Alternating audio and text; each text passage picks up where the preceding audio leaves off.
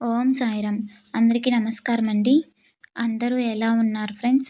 అందరూ ఆ షిరిడి సాయినాథుని ఆశీస్సులతో అందరూ బావుండాలి, అందరూ ఆరోగ్యంగా ఉండాలి అని మనస్ఫూర్తిగా కోరుకుంటూ, ఈరోజు వీడియోలోకి వెళ్ళిపోదాం ఫ్రెండ్స్.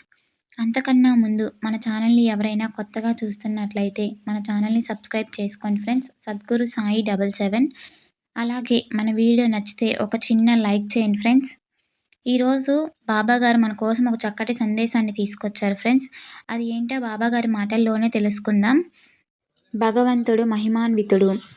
మానవుల అవసరాలను తీర్చడానికి మానవులనే ఉపయోగించి వారికి సద్గతి కలిగిస్తాడు.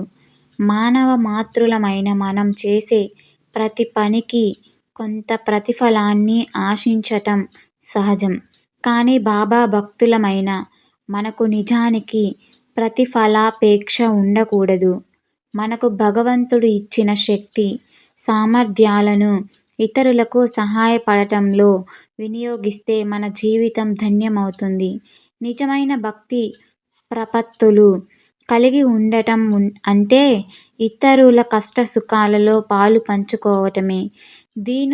దీనులపై సానుభూతి చూపటం మానవత్వం. ఆదుకుని రక్షించటం దైవత్వం.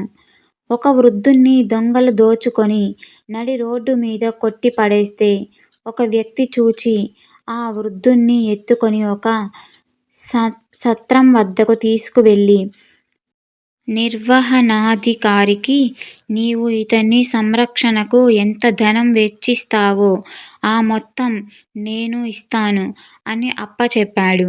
కానీ అతను ఉచితంగానే ఆ వృద్ధునికి సహాయం చేశాడు. ఇలా వారిద్దరూ చేసిన సహాయానికి బాబా కటాక్షం వలన మంచి ఫలితం దక్కింది. ఆరోగ్యంగా, ఆనందంగా జీవితం గడిచింది. ఇచ్చేందుకు ధనాన్ని, ఇచ్చే చేతుల్ని, ఇవ్వాలనే చిత్తాన్ని అన్నిటినీ మనకు పరమాత్మే అనుగ్రహించాడు. వాటిని అలాగే వినియోగించుకోవాలి.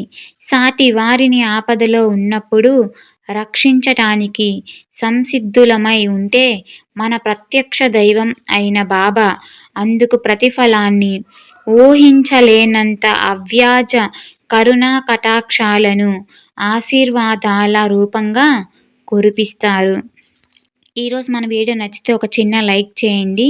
ఓం సాయిరామ్. మన టెలిగ్రామ్ ఛానల్లో ఆఫర్కి సంబంధించిన డీల్స్ గురించి పోస్ట్ చేస్తాము. ఎవరికైనా ఇంట్రెస్ట్ ఉంటే జాయిన్ అవ్వండి. లింక్ డిస్క్రిప్షన్లో ఇస్తాను. ఓం సాయిరామ్.